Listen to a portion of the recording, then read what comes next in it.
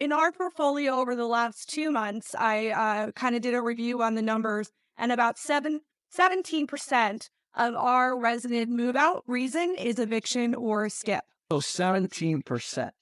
So how does that compare to year over year averages? Like if we were to go back 5 years. Oh, it's definitely quadrupled. I mean, I think the prior was probably a 3 or 4% Okay. for an entire portfolio or company like us. So it's definitely So increased. just to be clear, guys, we had 10,000 units 5 years ago too. So we sold some, bought some, whatever.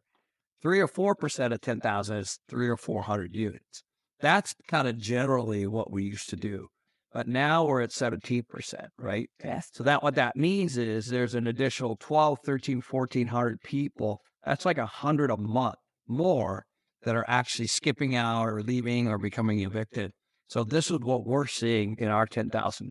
So if I was to put this into perspective from 2008, what happened was people lost jobs and the unemployment went up. And so what they did, kind of the same thing. It definitely happened, but what shored it up were all the homeowners actually moving out of homes into the rental side. So we had people leaving, but we also had a lot of demand of the people that were losing their houses. It's not going to be the case now because trying to buy a house is unaffordable at the moment. There's all these programs called Buy Now, Pay Later. I know Apple just wrote one out called Apple Pay Later. So people are starting to finance their debt, including rent, right? And there's a company now that entered the space called Flex, Yes. right? So why don't you explain how that works? And we would have never had to use a company like this before, but now it actually helps us. What happens is Flex pays their full month's rent for them, and they do an agreement with Flex to make multiple payments. They can do anything up to